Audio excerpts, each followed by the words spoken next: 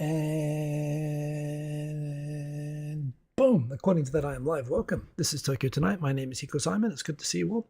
Already got 7 people rocked in here. It's, yeah, no, great to see so many people in here as always. Hope you've had a good week and that you're staying well.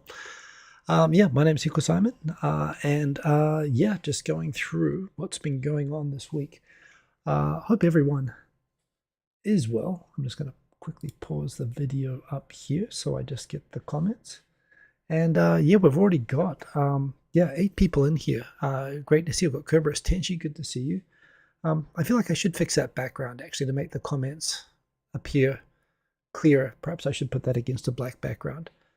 Black Tengu, good to see you. In fact, I've lost the comment highlighting box, so let me grab that here. And Black Tengu, Matthew Perry dead indeed. Yeah, that was he was what, 50? How old was he? 58 or something? But yeah, indeed, it's getting to that point now. Believe in yourself, Seiko, good to see you. Dan H, hello everyone, hello right back at you, good to see you. Game time indeed, Aaron, boom. Black Tingu commenting that Japanese cars look more hideous than they've ever been. Bring back Toyota 2000 GT from 1967. Well, good news for you. We'll show this later. I was showing the highlights of the 2023, no longer the Tokyo Motor Show. I think it's the same show, but they've changed the name to the Tokyo Mobility Show. And at least Mazda is definitely thinking the 2000 GT vibes. They got a very nice looking. Looks like they're pitching it as a new MX-5 platform, but you know, I really want it to be the RX-7, but we'll see how that one looks anyway. Yeah, Mogberry Pie, long time no see. Oh, we've got so many people. Actually, it's much better to look straight up on the screen there. Tadom, good to see you. Tadom, also long time no see. Mogberry Pie, where everyone's rocking in here. I am recovering from an early. I did sleep a bit later on today. I got up at 4 o'clock in the morning to watch the Rugby World Cup final. Which, as you may or may not know by now, my home country, New Zealand, lost by 1 point. All credit to South Africa. It wasn't a great game per se. It was a good grand final game. Played a lot of defense. It was played in the rain, and South Africa just had the better defense. You know, that's what won it for them in the end. So congrats to them.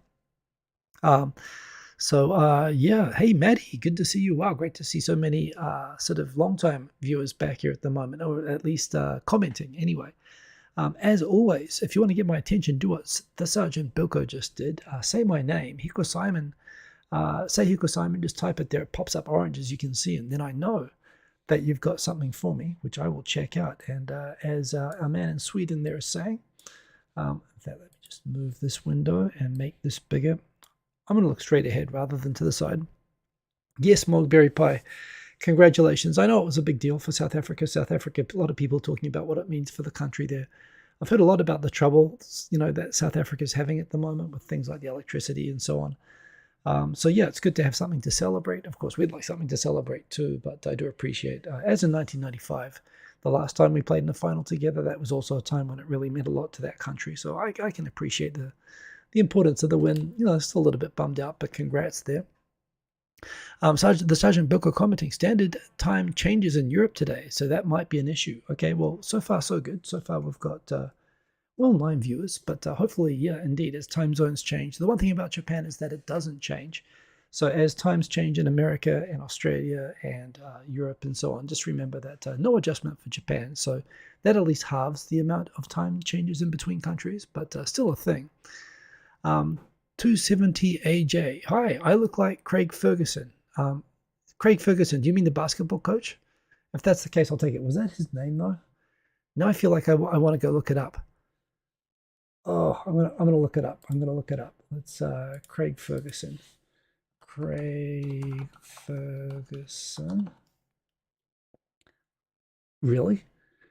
Okay, he's a good-looking guy. Now, who is he from again? Scottish-American comedian and actor. Where have I seen him before? He looks familiar. He's got like a talk show or something. I mean, hell, he's a lot better looking than me. So yeah, I'll take that all day long. But yeah, maybe future. I'm looking at pictures of him with very good hair. So maybe future Craig Ferguson. Good luck to him. Slake Manson, good to see you there in the chat. Believe in yourself, of course. Good to see Demaster in here. Glad to be listening from Germany again. Oh, guten Tag, or guten Morgen, I guess. It's in the morning for you. While editing your Japan vacation pictures. Well, indeed, welcome back there. Odie Jr., boom, boom. Indeed, good to see you. Good morning in America there. No Craig Ferguson from Late Night Show. Craig Ferguson from Late Night Show. That's right, late night comedian. I think I have seen him before. I've never had that one before, so I'll take it. I mean, according to 23andMe or something, I think I'm like 23% Scottish or something. So I don't know. Apparently, like, you know, not in a way, everyone should kind of do a DNA test because, you know, I think I was talking about this last week. Like, you know, you can't really be racist when you can actually see how you're from Africa and how most people with my Y chromosome live in Sudan. You know, I think that's a good way to, hang on a sec. The screen sharing's acting up again. I'll see if I can fix that. But yeah, for what it's worth, apparently I'm like a third Irish and 23% Scottish and something English. And, you know, I don't exactly know how you get to all of that, but that was a thing. Whenever I rejoin, it always captures in a different position. I don't know what's going on with that, but okay. Like nothing ever happened. There we go. But yeah, Tenshi, still afternoon in Germany. Okay, still afternoon. So guten Tag. Indeed, good to see you. And 2:40 p.m. in Europe. 3:30 p.m. is 2:30. I see. That's with the time changing. Well, enjoy the. I guess you're having a shorter day now, but that is what it is. Thank you all for jumping in and keeping me company today, as always. And indeed, Craig Ferguson. Yeah, I just figured out who that person is. We've got indeed standard time changes today in Europe, so I will look out for that. And with that, let's jump in. I'm not going to talk about. It seems I was actually kind of surprised. I worry about talking about the Middle East because I don't know enough about it. And no matter, and even if I did know something about it, you know, everyone seems to be very worked up about it in all directions at the moment. It's kind of funny. I tried to say something relatively neutral, acknowledging my bias at the start of it. I still got a comment, you know, during the week last week that. Oh, wait a minute! I've got to shut a door here. Give me a second.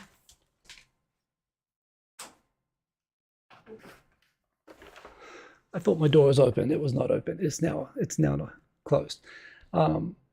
So yeah. Even in spite of that, it seems that someone was still like very anti-Israel. So they came back and said, "I thought you'd be cool and anti-Israel." And no, I'm not anti-Israel. I mean, I'm not anti-Palestinian either. But a lot of people are turning this very black and white. You know, in either direction. I don't know. Yeah, you know, it's a horrible situation. So I'm going to try not to talk about that, but that's a thing. Hey, Sadiq, good to see you. Hello, indeed, good to see you. Yeah, so in terms of stuff which I can talk about that I actually know something about, we have, first of all, I just saw this just before I came on.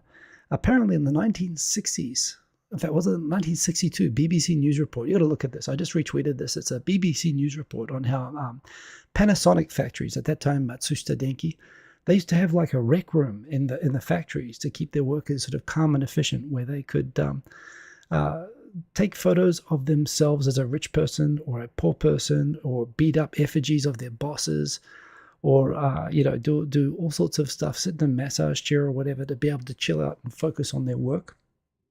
I don't know. It actually looks pretty good. People in the 60s, and this was the time, I guess, when workers' unions, you know, actually were like bombing buildings and so on. So it probably makes sense that they would let them hit their bosses, virtual bosses, with baseball bats. Yeah, the news report. I mean, the tone is a bit Orientalist and all that sort of stuff, but still, it's a. I mean, was this really real? I don't know. Maybe it was like an experiment somewhere, but it was pretty cool. Demaster. Well observed, Demaster. Yes, I do indeed have a Herman Miller chair. Oh, this thing is so frustrating how it pops up a message whenever I highlight that. Can I recommend the investment for a home office guy sitting there all day? That's why I got it. I will. So this is a Herman Miller chair. It is the oh geez, which one is this? I got it secondhand. It is the I can't remember off the top of my head the model name. It's not the regular Herman Miller like from The Office, but it's like a kind of quasi sort of gaming chair, and it's worth it. It's like when you're used to driving a really crappy car, and then you drive like a really comfortable, like nice big Mercedes Benz that just works. Like you can't go back for sitting. And I got it specifically because I was using a cheap like $30 office chair that I got from the electronics store, and when I had to sit in it for longer than 2 or 3 hours, my backside would get sore. And my screen share is breaking up again. So yeah. I talked with people. I looked into it, and it looked like Herman Miller chairs are sort of the way to. It's just one of those things. You're just comfortable all day, and they last forever. The one I got was already 10 years old, and and I've now had it for I guess another 3 or 4 years. It still looks brand new, feels brand new. It is awesome. Highly recommend. Yeah, specifically because I was a home office guy sitting home all day, I got this, and I figure whenever I think of things like a wallet or a watch or a phone or a chair or a beautiful keyboard, like how beautiful my keyboard is, when I think if I'm going to use something think of it by the hour. Is it worth being cheap and compromising on something that's going to have a substantial impact on your quality of life? Do you want to have a sore backside for all your day while you're working? I think that's the sort of thing where you spend as much time in your work chair, frankly, as you spend sleeping in a bed. So if you're going to spend X amount of money on a bed that's comfortable to sleep, I think it's the same philosophy with a chair, or with a car or whatever. So to me, it's worth spending the extra. And I didn't go crazy. I didn't buy it new. I bought it secondhand. Still expensive, still damn expensive, but very much worth it. So yeah, that's my Herman Miller advertisement today. I wish I could get a commission on sales of their chairs because they're very expensive. But yeah, recommend it if you can afford it. Thoughts on the antitrust case against Google, asks Dan H. Now, wait a minute, just reminding myself, this is in Japan. This was the Japan JFTC has filed an antitrust suit against them for domination of the search engine choices on mobile phone operating systems, which I find a little bit strange because, of course, Japanese mobile phone companies have pretty much given up competing in the smartphone market. In Japan, it's almost entirely now Samsung Galaxy phones and American Apple iPhones, and some Chinese handsets. So the fact that I get the feeling this is something that probably Japanese handset manufacturers were complaining about, maybe 6 or 7 years ago, and it took that long for them to compile the complaint. I know that the thing about Japan, and particularly on antitrust things, is that they tend not to move first. They tend to see what's happening in other countries and see all the evidence and so on that comes out in the cases in other countries. And if they think, and then they'll study it very carefully and then do it when they think it's really safe to do so. Given that there have been similar antitrust complaints about dominance of search in other countries, it looks like they're sort of following suit of what's happened in other countries. So I don't think there's anything particularly novel or remarkable about it.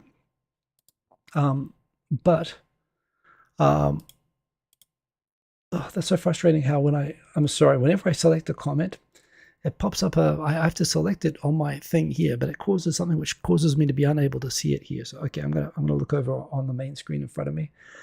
So yeah, we'll see. I don't really have that much of an opinion. I don't want to use a search engine other than Google, but that in itself, some would say it's anti-competitive, but otherwise it might just mean that Bing sucks and there aren't really good alternatives. So, and I don't really see the huge interest in Japan specifically. I don't see that Japanese consumers or businesses are particularly harmed by it, but sure, they do seem to dominate. So I'm interested. I'll follow it. Yeah, nothing much more than that to think about. Anyway, but thanks for the questions. So yeah, believe in yourself. Got a Cadillac after bringing your old ES250 to finishing point. I certainly get that. You'll watch out in the second-hand market. That's what I did, and it was worth it for me. I'm trying to remember the name of the chair. It's really good. It's the one with the full back, and there's a gaming chair version of it, but which I think they did with Logical. But I got the Herman Miller version, and it's really nice. DJ Sunny Side Up, good to see you. Welcome into the chat. So what else have we got here? I did like this. Spoon and Tamago is just an awesome Twitter channel to follow. I still call it Twitter. He's got a thread of understated Halloween costumes, like inconspicuous Japanese Halloween costumes, Jimmy Halloween. The first one is somebody impersonating, apparently there is a building, which I haven't seen before, a Kappabashi statue of the old man on top of a building. So he's got a building to carry around with him. There is probably that friend of your mum, but you're not sure lady who's like dressed up like that. That's a pretty good one. The cashier who is forced to wear something on every holiday. I don't know about that. There's that person on the train who looks like they're about to get up, so you should probably stand in front of them so you can get their seat. Over here, we've got the lady who walks around carrying scissors for building opening ceremonies. I quite like this one. You've got the big motor employee with carrying a can of plant weed killer to be able to kill all of the plants in front of the building, trying not to get caught. So, no.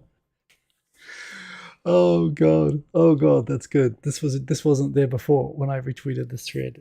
This ad is getting forwarded all around all of the Japan, including my own thing. That dating app for otakus. I'm sorry, that is good. That caught me off guard. I hadn't seen that one yet. So that is an awesome thing. DJ Sunny side up. Hey, Black Tengu. By the way, I think I said hello, Black Tengu, but if I didn't say it properly, I'm trying to remember. It's like G'day. Yesu. Oh, God, Yesu. I'm trying to remember hello in Greek. God, no, it's driving me crazy. But anyway, I'll get it one day. They still use Soroban in the 60s. Hell, they were still using Soroban. They were using abacuses. It was still a thing in the 90s when I came to Japan. There were abacus schools and abacus classes in high school. I don't think it's a thing now, but it was still going all the way up until, 2000, I think. Yeah.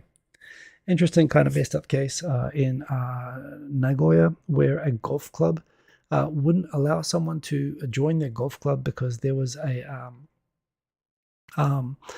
the person was Japanese citizen, but he was a naturalized Japanese citizen, third generation born in Japan, Zainichi Korean, who was a Japanese citizen. And they said, oh no, you had to be born with Japanese citizenship. It kind of a way of directly saying that they wanted to discriminate against Japanese citizens who were not Japanese citizens born with Japanese citizenship. Apparently, I think while they do allow you to discriminate against foreigners, they don't allow you to discriminate constitutionally against Japanese people. And you're a Japanese person if you're a Japanese citizen. So, the golf club lost that case. That was good. Some other news that came up today.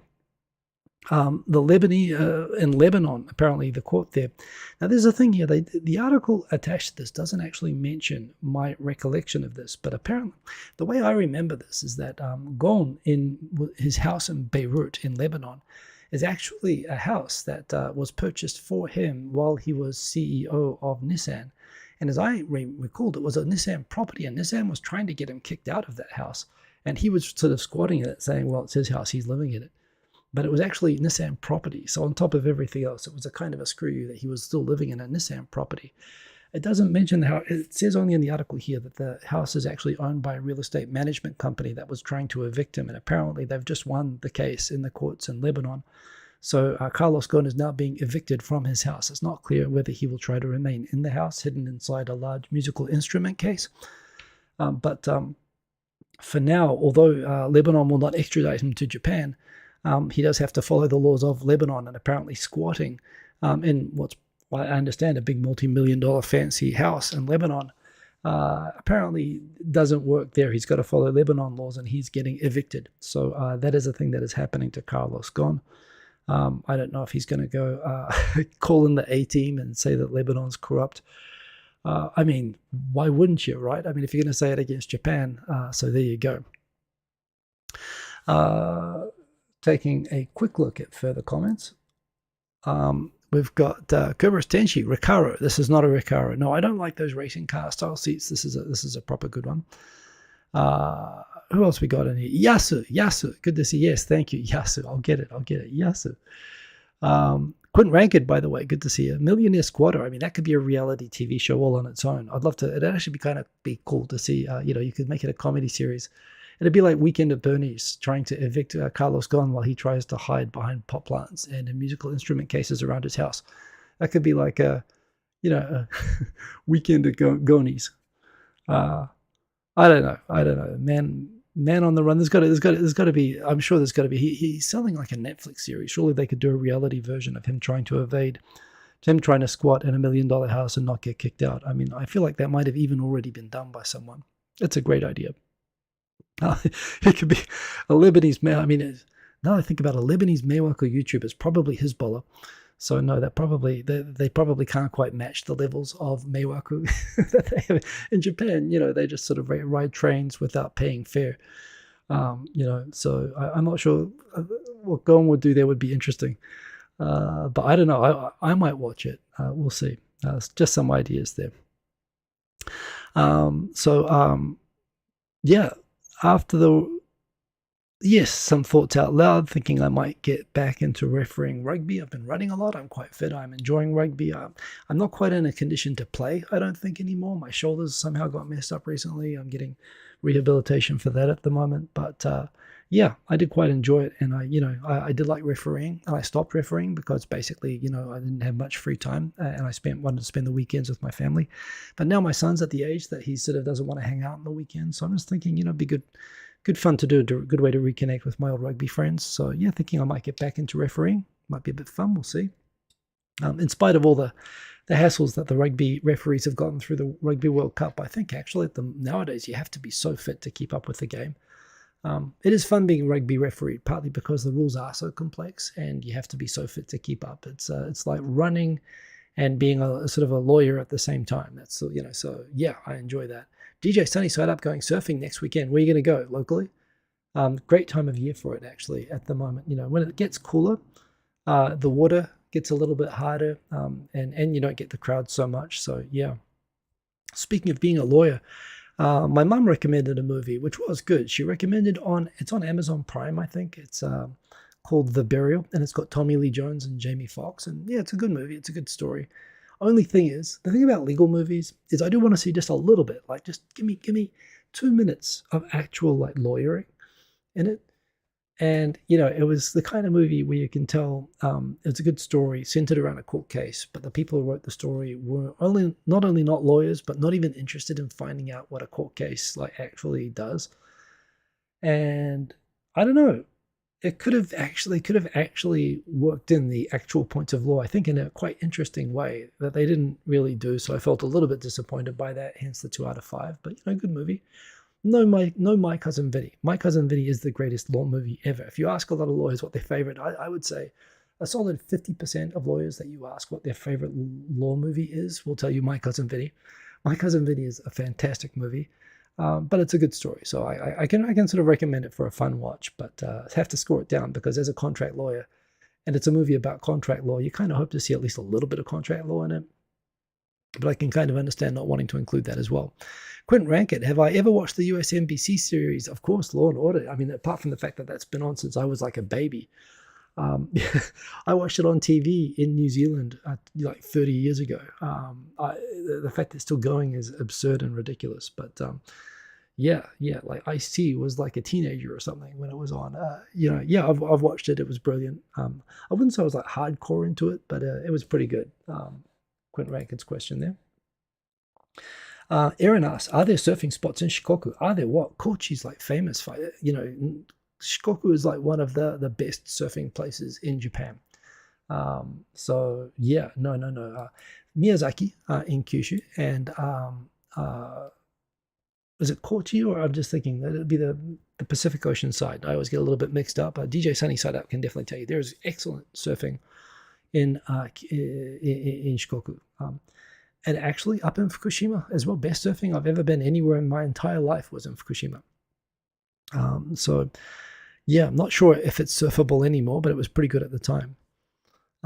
Quentin Rankett asked, what about Anatomy of a Murder? I'm not sure I've even seen it, but no, My Cousin Vinny, I think what's great about My Cousin Vinny is it kind of shows a bit of the imposter syndrome that I think all lawyers experience. That's kind of the good part about it, the humor of it, and that he figures out that the thing is, it is a law thing. It's about figuring out like the facts and the problem and the common sense as to why you're right. There's no tricks. There's no like being, knowing the legal code, or it's just figuring out the common sense, figuring out the puzzle of what makes the thing work for your side. and how to express the case for your client, and doing that while feeling a deep sense of sort of imposter syndrome. I think that's why people love my cousin Vinny. It just does it so well. The drama behind the crime. I mean, but the crime of my cousin Vinny, I don't think it's even shown. It's just got the boy suddenly being arrested, and the whole court case. You're trying to figure out what happened. That's what I like about it. But of course, not everyone agrees on that. But I do highly recommend it. Yeah, Herman Munster is the judge. Oh, okay. Yeah, I'd watch the Munsters in a legal drama. So there we go. I am going to speed up a little bit, see what else we got down here. Oh, pardon me. Yeah, I was also looking at keyboards, thinking it might be time to get a new keyboard, at least for work. A wireless one. Was browsing that tonight.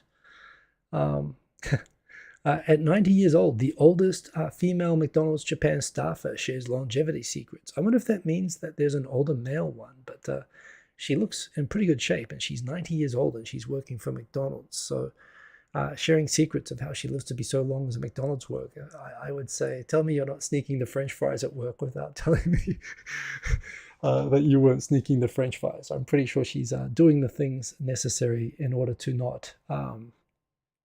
to make sure she can live a long life. So there you go. By the way, there's been a story going on about Kagawa Prefecture. There's been like a monitor lizard on the loose, and people being warned to keep an eye out. And apparently a camera like that was around the town looking for this on the loose monitor lizard suddenly found a stray cat like chasing this thing running for its life. Yeah, it's that is funny. That is a thing. That is me at 4 o'clock in the morning. It was 6 o'clock when the game was over. It was close. It was 1 point in it. We could have won it all the way up to the end. It was a great game. It was a great game in the sense that it was a close game and it was well contested. Maybe not a great game to show someone who doesn't know rugby very well. But yeah. Todom, any chance of a Tokyo Tonight meetup before year end? You know what? I must admit, going to America made me think, I've got to do a meetup. But when I'm here, I never think to do that. But you're right, I should do that. Thank you for the thought. You know what? There's no reason I couldn't do that pretty much any time. The only thing is if I do it too close to Christmas, that's when everyone's out of the country. So it's a good idea. I should think about that. So maybe December. Yeah, let's pick a weekend and do that perhaps. Maybe even on a Sunday. That might be cool. Good idea, Tudon. I appreciate it. DJ Sunny Side Up. Did I watch the big fight, Fury versus Nano? I did not. I saw the results and the discussion about it, but I didn't see the fight. But yeah, animal stories are the best stories. And let's just show it one more time. Just watching the lizard like fly out and then get chased. That's that's classic. That's great. The camera. How did they? Well, they were zoomed in on the spot. How did they even know? I mean, was that set up? I've got no idea. Of course, the when is it? Tomorrow night? The Tuesday night is Halloween, and after the crush that was happening in Itaewon last year, I believe also on Halloween, there's been a big push in Halloween in Shibuya to try to avoid the risk of that by asking people not to celebrate Halloween in Shibuya. So they've actually walled off the entire Hachiko Square, including the Hachiko dog statue, which people use as a meetup spot. And by closing off a whole bunch of the exits, they've basically funneled. They've got one of the busiest train stations in the world, and they've closed half the exits, and they've funneled all the regular people going in and out of Shibuya, like through these dangerously narrow sort of corridor ways, which in itself I think is creating the danger that they're claiming to try to avert. And I must say, for all of this like advertising campaigns and so on about saying don't come to Shibuya and don't do Halloween here, this video of the crowds of people getting crushed, like unable to get out of the train station, this is what does it for me, much more than the advertising. Yeah, that makes me not want to go to Shibuya. So, I don't know. Some people commenting though, this looks like it's actually doing the opposite of what they're trying to prevent. So we'll see. Elon Musk wants your entire financial life to be on X by 2024. So it looks like everybody, we're going to have to give all of our money to Elon Musk and have him manage it for us by next year. So, that is what it is. I suppose we just got to hand it over. Would you give this man all of your money to manage your entire financial life? I know he wants to emulate WeChat and Kakao and these sort of Korean and Chinese do everything apps, but how about no? How about we not do that, Elon? How about you just continue driving the platform into the ground with your bad decisions and losing money, and I keep my money? And yeah, how about we do that? I don't know, just another option to add into the mix for you to consider. So yeah, YouTube Halloween Christmas meetup end of November. Halloween Christmas meetup. Is that a thing that's happening? I don't know. It's not a bad idea. You're making a lot of TV theme remixes. Do I have any suggestions? You know, there was a thread the other day where we were talking about best 1980s TV themes, and actually Jesse Johnson from Japan Times, he made two really good recommendations. He talked about how, I don't know, it's good for your mix-ups, but he called out the Magnum PI theme as the best TV theme of all time, and I think that's actually a pretty good call. And he actually made an excellent number 2 call as well. The TV show Simon and Simon, like a San Diego-based private investigator show in New Zealand, when we only had 2 channels and only one channel with like non-documentary, non-British TV. And so basically one channel when I was a kid. Simon and Simon was on there, and the theme song to that was really good. Well, it's kind of country music. I threw in on my contributions. MacGyver, of course. I was gonna put in MacGyver, and as I was gonna put in MacGyver, Knight Rider theme popped up, and I realized, oh, Knight Rider theme. The thing about the Knight Rider theme is that it is so awesome that it has, of course, been covered in hip-hop songs, particularly Punjabi MC, was it Mundiak de, what is it, Bhakte? You know, the Indian thing, the Indian hip-hop is just freaking awesome. It's like the best mix-up of where he just uses the Knight Rider bass line. So there are good shows there, but I would say definitely, yeah. I mean, MacGyver, Simon and Simon, Magnum PI, Knight Rider, all, you know, going on forever with those. I mean, the A-Team, another great 80s TV show theme. That sort of mid 80s, I thought really had, you know, they were like full on like movie intro kind of things. Everything went a little bit more low key after that, but those are my suggestions. DJ Sunnyside Up. Mogberry Pie, you're a mum to a toddler now, so I can't go to meetups unless one parent stays at home. I know what that's like. Well, you know, but you'll be surprised how quickly they grow up. So all in good time. Aaron asking, by the way, has anyone played Suika Game on Switch? It just dropped on the US Nintendo Store, and you've been playing it. It's fun. I'm not playing Switch at all lately, so I don't know the game. But if anyone is playing it, definitely let Aaron know there in the comments. The Get Smart theme, Sergeant Bilko. Dun, dun, dun, dun. Yes, I do like. I not only like the Get Smart theme, I love the intro of going through all the secret hallways and telephone booths with false bottoms and stuff like that. That is a classic like opening sequence. I agree with that as well. That's another good call. Eric Bailey, I would trust Elon before any single member of the IMF or any single world politician. What's a world what is a single world politician? You're not going all New World Order on us, are you? Or any major bank in the world. I don't trust him more than a spider in a porta potty. Yeah, I mean, look, they're they're all a den of jackals. Sure, but you know, I trust banks with actual, like, you know, federal banking insurance more than I trust that guy, the builder of the Cybertruck that came out in 2019. So we'll see.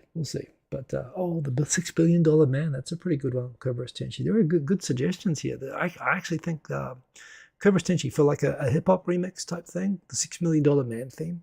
In fact, you know, like the stronger, faster, better Daft Punk track, I think kind of takes a lot of inspiration from that. So that's a very good call. Shubas, late but present. Good to see you. Buenos dias. Good to have you having a nice cup of coffee there. Good to have you join us. Interesting hearing people talking about how apparently now there are like speaking versions of ChatGPT available, and people are speaking to it for hours, like actually having conversations with it, bringing the movie Her closer to reality. I saw the movie Her, and I didn't like it.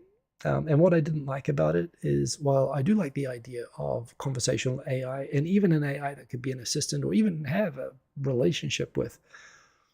In the movie Her, without wanting to spoil too much, in the middle of the movie, there's a scene where the AI actually is proactively like manipulating vulnerable people to do a plan for the AI's own ends against the wishes of the people that it's working for. And in a sexual context, which actually gets into the realms of consent issues, which is problematic on multiple levels. And perhaps it was seeking to challenge in that way, but I would have thought that, it's not consistent with the plot or the technology or whatever was there. But I did point out that while I haven't like chatted at length, I had a situation, I think I've mentioned before that, when I was in America, I did have a medical scare. As scares go, it was a big one. And I went into the hospital for one thing, was told a different thing, came out, told come back in a couple of weeks and we'll do a test.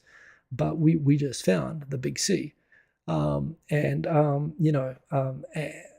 I was kind of like, what the hell is this? And people are, like taking it really seriously around me.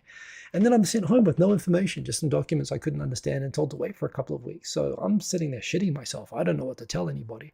So I gave all of my gibberishy documents that I couldn't understand to ChatGPT. And I just said to ChatGPT, hey, you're a physician.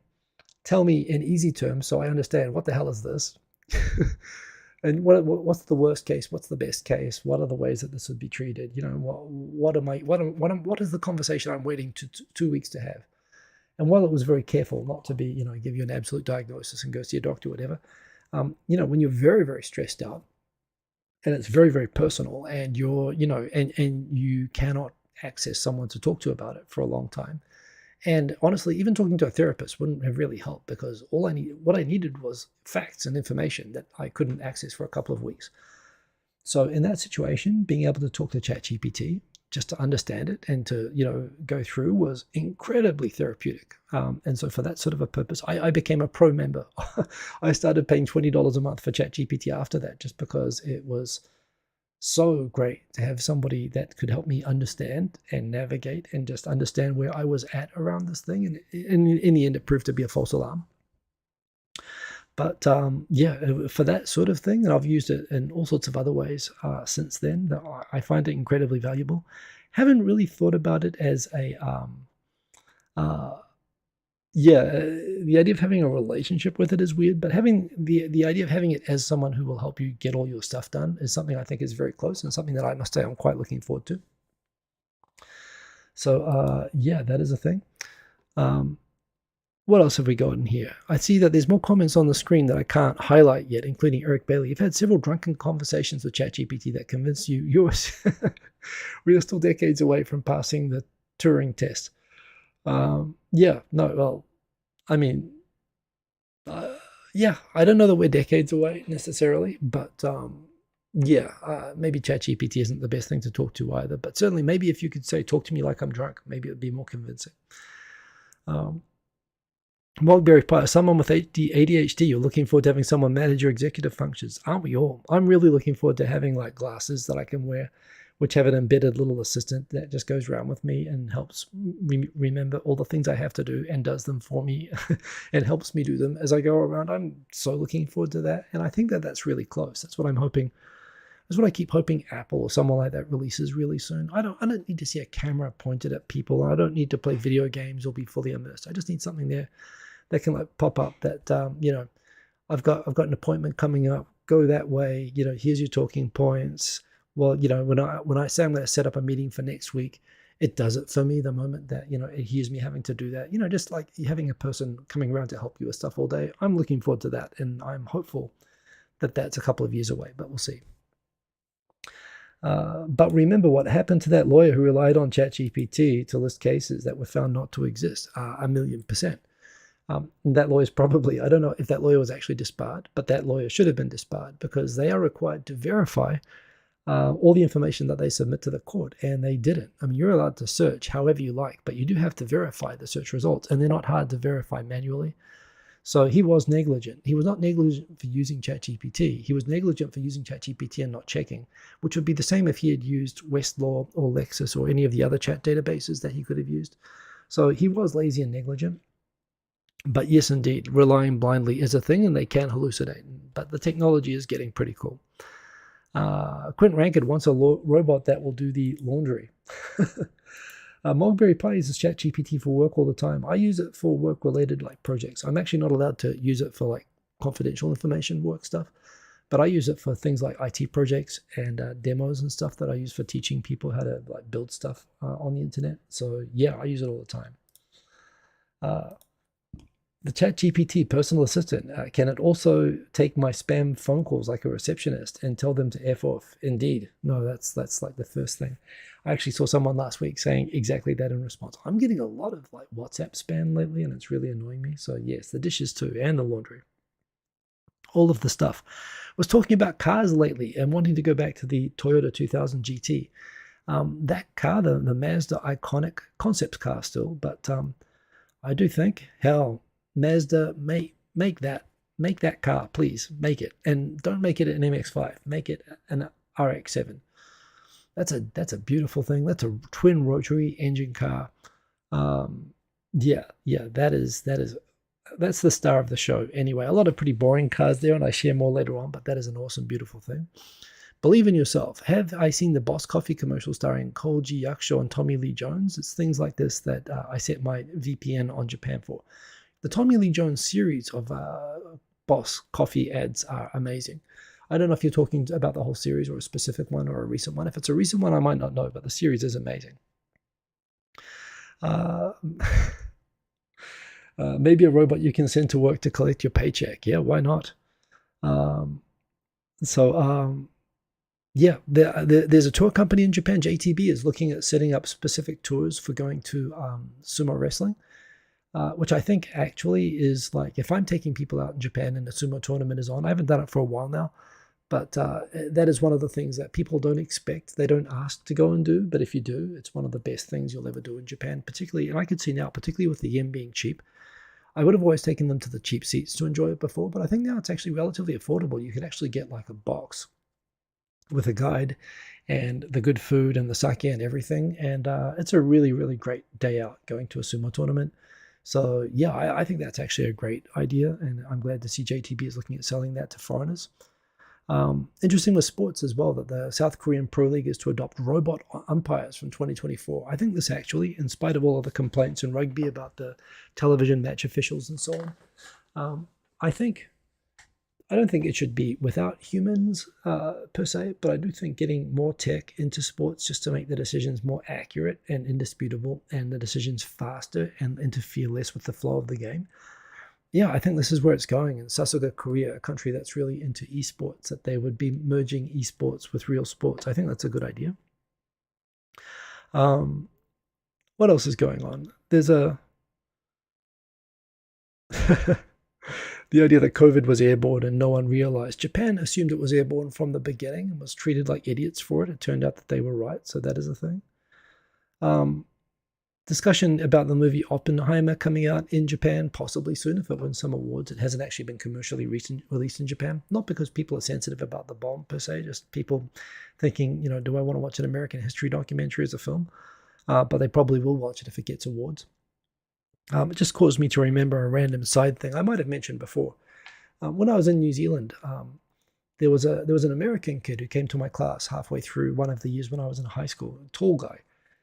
And it's a New Zealand thing that you sort of talk yourself down. You don't want to be showing off. I guess this is where, although his parents were American, his grandparents were from New Zealand, but they lived in America. When we asked him where he was from, he'd say, I'm just from a shitty small town. It's in New Mexico. It's called Los Alamos. And we're like, wow, New Mexico, that's all desert, isn't it? And he's like, oh, yeah. And he's just kind of being humble and talking it down a little bit. And so I had this idea that there was a shitty town in America called Los Alamos where this guy was from. And through the years, I learned more about this guy, and and it came up in history about this town. Of course, that town, I think, is the highest concentration of research and development, like companies and brains. It's got like probably the highest IQ town in all of America. It still is now. That is the town where they did the Manhattan Project, where they built the bomb. And actually, a big part of building the bomb, it wasn't all just Americans. They used the British scientists who were basically the lab of Ernest Rutherford, who was a New Zealander who denied he was a New Zealander to everybody. He hated New Zealand, but he was from New Zealand. He was in the UK, and he was the scientist who oversaw the splitting of the atom. He was two of his students split the atom in an experiment supervised by him. And his whole lab relocated to America, to Los Alamos, to teach the Americans how to make the nuclear bomb. Or at least they were a big part of the team over there. And it turned out that this guy in my class probably had an IQ of 200 or something. I don't know, but his grandparents were New Zealanders who were working for Ernest Rutherford, and were two generations in Los Alamos before they came back. It's just a kind of a funny thing how I learned about the history that way. And you take New Zealand, which is such a nuclear hysterical country. We've actually got a law against all nuclear power, nuclear ships, everything that's actually legislated against. And yet we're the ones, who played a very big part in enabling nuclear weapons to be created. So, and we actually put Ernest Rutherford, the guy who in New Zealand is taught as the guy who split the atom. He's on our $100 bill, even though we outlawed pretty much everything that he invented. So I don't know. I think New Zealand should be prouder of that, but just a small aside there. It's pretty cool. Nice little photo of Mount Fuji there. Back in the comments there, I see some people there. We've got Kerberos Tenchi. People say it's a new RX-7. Some say the new MX-5. Yep, the old Wankel twin rotary. There's actually, a while ago, Mazda was putting out the idea of having a combustion hydrogen rotary engine, which would be kind of cool. I don't know what the plans are, but it's a beautiful looking car. And I also saw the Prelude, indeed, which Kerberos Tenchi looked like the MR2 successor. I thought it looked a lot like the Prius, and I know that would normally be an insult, but the new Prius actually looks really good, and I thought the Prelude looks a lot like the new Prius, so there you go.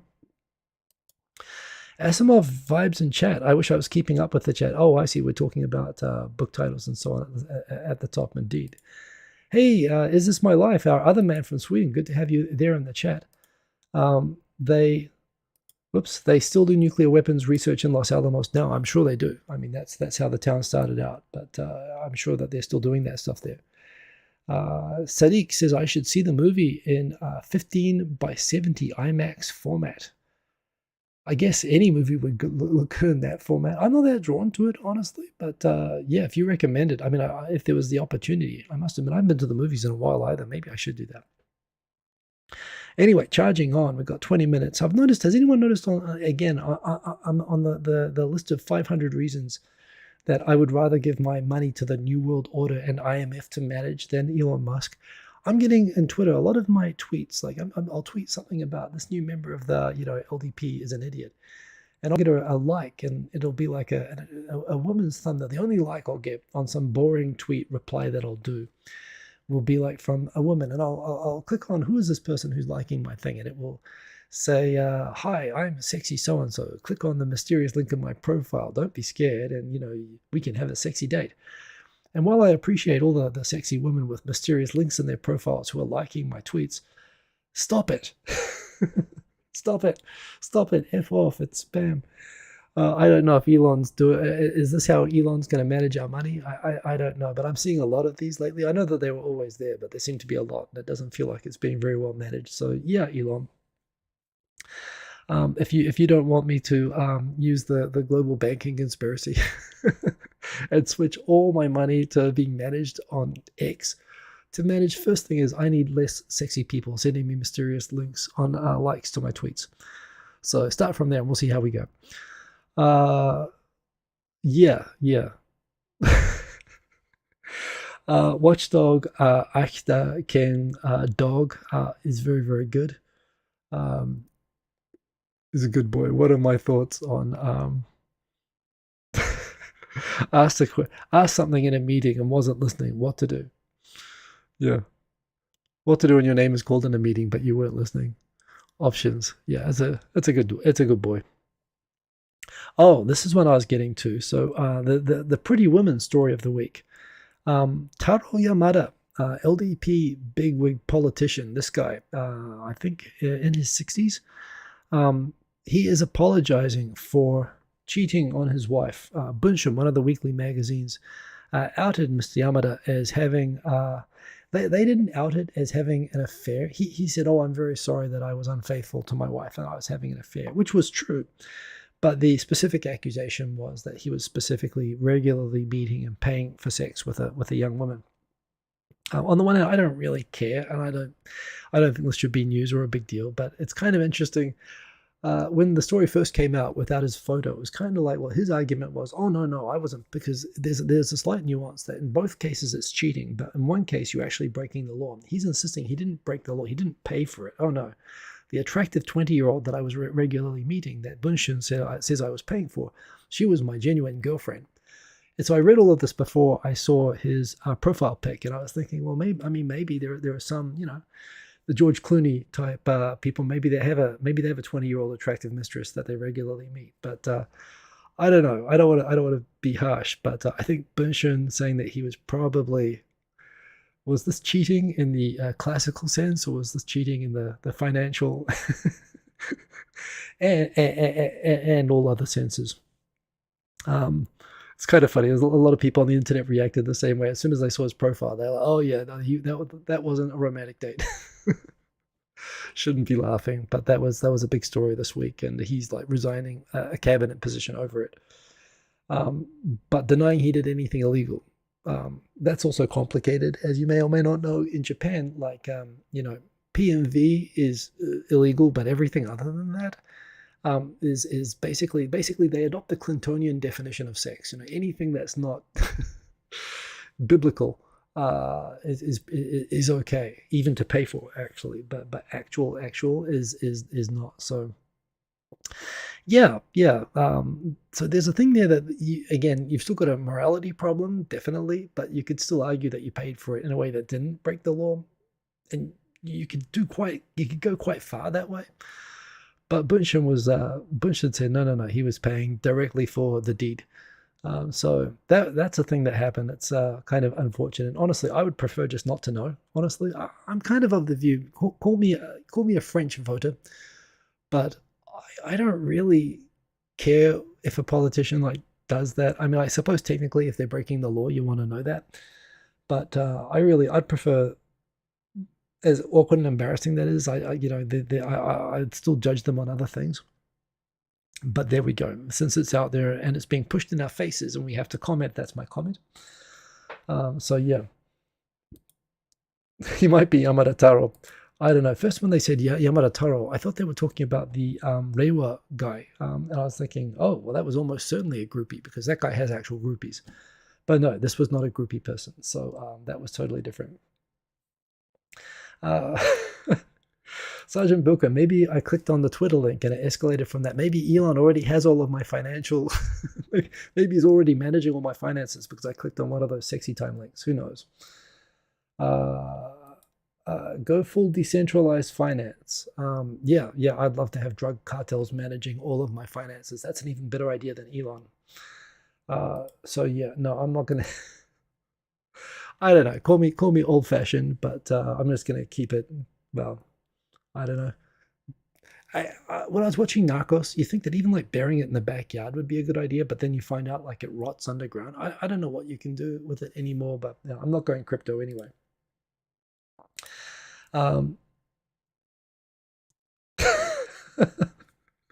Eric Bailey, the man never gets any richer in the situation. Hey, well, again,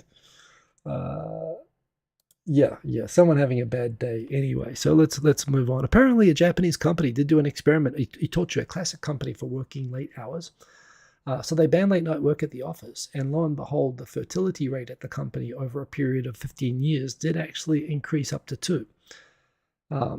But there again, that company is also kind of in decline as well. So I don't know if there were other things, but yeah, interesting thing there that Rosho pointing out that some companies are able to contribute to the fertility rate, which is of course plunging in South Korea and Japan. Fantastic video here. It's not popping up. Oh, there it is. Time after time. Apart from that being one of the greatest songs of all time. It's kind of funny how everybody for reasons I never understood how Cyndi Lauper when I was a kid was as big as Madonna in the mid 1980s, and then in the late 1980s she became this sort of all of a sudden flipped into everybody being so aggressively anti her.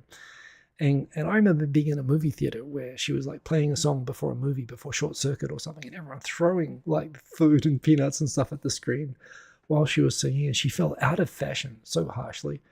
it's kind of funny. When I came to Japan in the early 90s, and she was over here, and she was popular. And if you ever look up Cyndi Lauper in Japanese, the whole time that she was out of fashion in America, she was like a refugee in Japan, where people loved her continuously.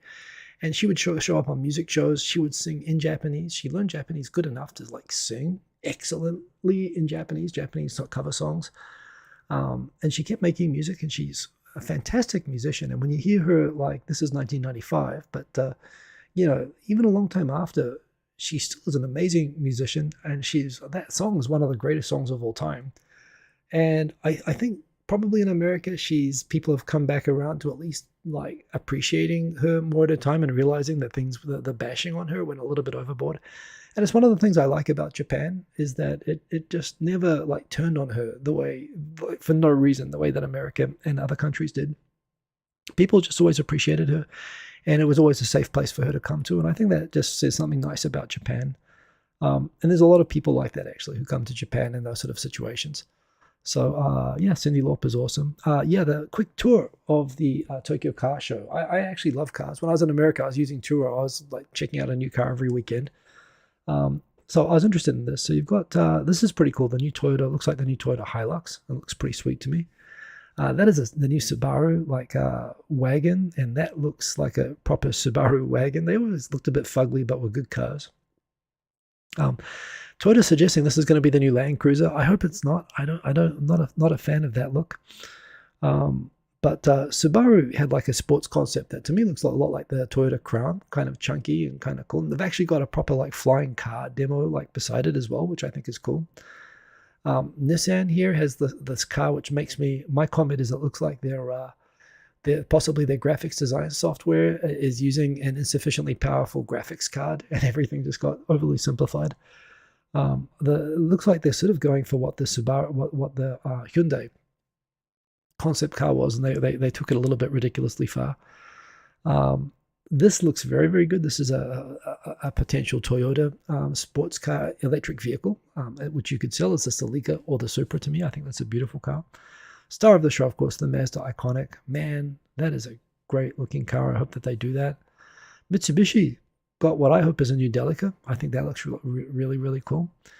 And even Nissan, sort of these, I like these big chunky cars. I think they make a lot more sense actually than SUVs and as road cars, particularly as electric cars where they'll have like the flat floors and all the room inside. I mean, this will practically be like you'd be able to live in a car like this. I think this kind of car is cool, and I'm looking forward to those.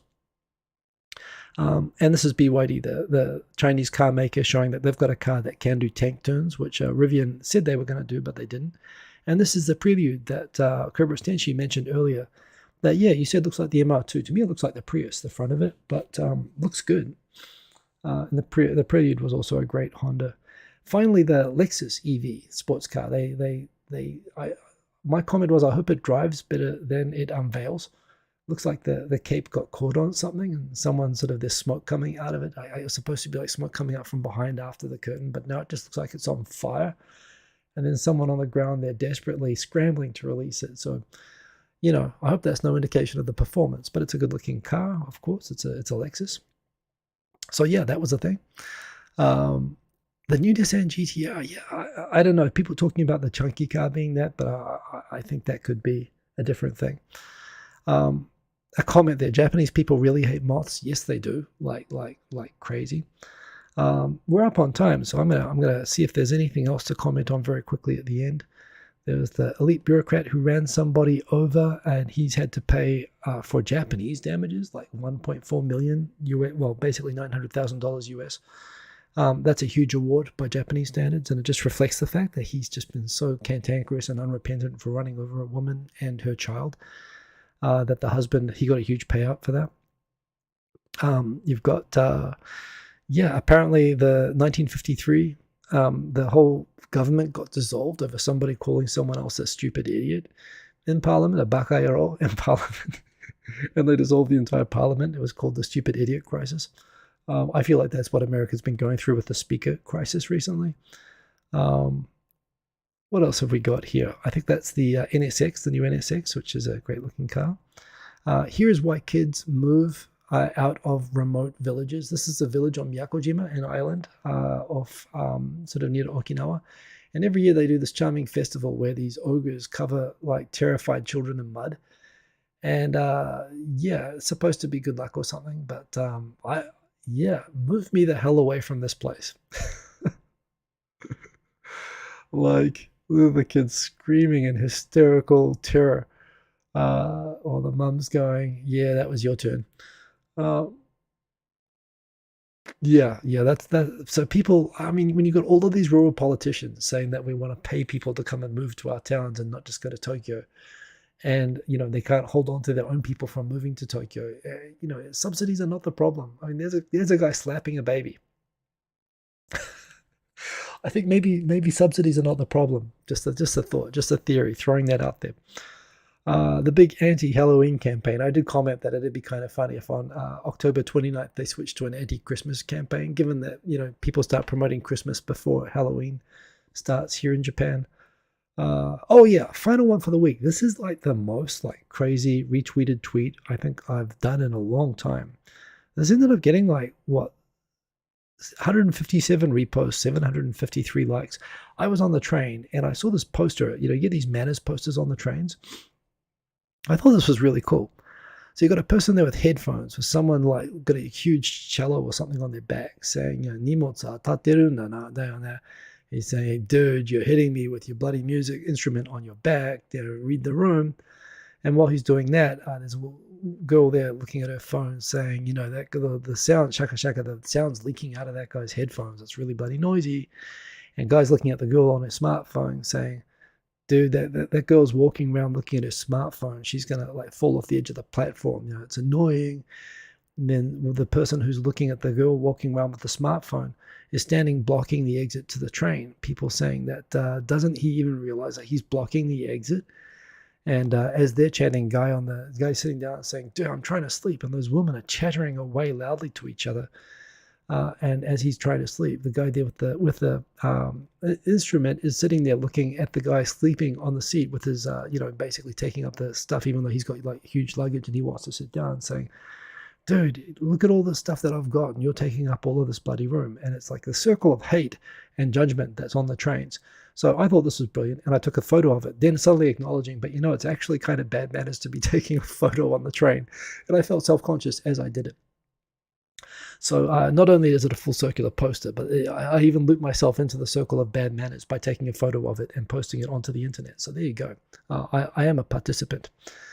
Phidias. I didn't even talk about Phidias. Phidias was the guy who, have we got that? Oh, the yen hit 150 this week. So this is me. That's me realizing after coming to Japan in order to become rich and sophisticated 25 years ago, today I saw the yen hit 150 and this is how I'm doing. Phidias, I'll talk about Phidias last. I think I've said this before, just don't be an asshole. It's how hard is it? And Phidias was like, a $10,000 challenge to get from the bottom of Japan to Aomori to the top of Honshu without paying for it. And, sure, there are ways that you could do that perfectly fine. You could be you could hitchhike and you could, make friends along the way. And there are TV shows about this and, you can walk and you can hitchhike. And technically hitchhiking is actually illegal in Japan, but sure, there are TV shows that sort of do it and, make friends along the way and learn about the local culture. But that would be too easy. So he decided to go around begging for money. And after begging for and receiving insufficient money, getting on buses with insufficient fare, and getting, basically trying to get away with not paying, trying to run off the bus and getting like delivered to the police station by the bus, and then getting on a bullet train and hiding in the toilet trying to avoid paying. But the ticket guy was onto him and detained him when he got off the train. And basically, straight up, that was theft. He just basically straight up like theft all the way across Japan, all the way up to Aomori, and then posted a video of him breaking the law all the way up. It's not clear if he has already probably left the country. He posted an apology where he said that in future he'll look at the cultural, he'll study the culture of the country to understand, what's really appropriate for the culture of the country before he goes to another country. Because I assume maybe there are countries perhaps where, like stealing and lying to people and taking money and fare dodging, is part of the culture. And he should probably do his challenges in countries like that. But in any country with a cultural like bias against breaking the law, yeah, he's going to have to change. A lot of people were hoping he would be the next Johnny Somali and that they would that they would get him. Apparently, JR was investigating him, but it looks like he's already probably skipped the country. And good for him as well. Be kind of hilarious if they put out a red notice on him, if they put out like a Interpol notice on him, which could interfere with him traveling. But for now, he seems to have gotten away with it. But yeah, just another general thing. Just don't be that guy, seriously. It's just another case of Gaijin's coming here, Gaijin smashing, coming here and ruining it for the next person, where you're going to make everyone that he dealt with is going to, the next time they see another foreigner, they're not going to be as welcoming and they're not going to be as trusting. They're going to be untrusting because they're going to think, oh, are you going to be like that other guy? And this is what happens. You ruin it for everybody else. And not only do you ruin it for the other people who come to Japan, you ruin it for the people who live here. And, you know, it sucks. You know, and it's unfair, of course, to judge all foreigners by how some assholes act. But at the same time, that's what humans do. And, you know, it'd just be easier for everyone if you just try to leave the place a little bit better than you found it and not take advantage. As I've talked about before. So once again, don't be that guy. And I'd say that's about it. We are up on time. Thank you, everybody, for keeping me. Don't break the law. Yeah, don't be an idiot. It's so difficult. It is for some people. I don't know. And apparently, for what it's worth, that Phidias guy, apparently he does that in multiple countries. So, you know, he's a weird guy. What can we do? But that's been the news this week. Hope that you are all well. It's a shame I'd be in a better mood if New Zealand had won the World Cup, but second place by 1 point. We did pretty good. We weren't really favoured to do well. We normally are favoured to do pretty well, but yeah, we did better than expected this time. So I'm happy with that. And congrats to South Africa. Congrats to Mulberry Pie and everyone on the big win. And hope that you all have a good week. Do take care of yourselves. Remember to stay safe as always. And looking forward to seeing you all same time, same place next week. I will talk with Victor about getting another 2.5 Voyages done. And I'll look into the idea of doing a meetup in December. If you haven't liked the video, please like it. Remember, I'm not doing it for money. I'm just doing it for likes and peanuts. I do appreciate you keeping me company. And the likes and all the great comments and everything. So have a good week. And I'll see you all next week, same time. Unless you're in Europe and the time's different now, I guess. I'll meet you whatever time this is next week. Have a good one. Boom. Peace. Any video.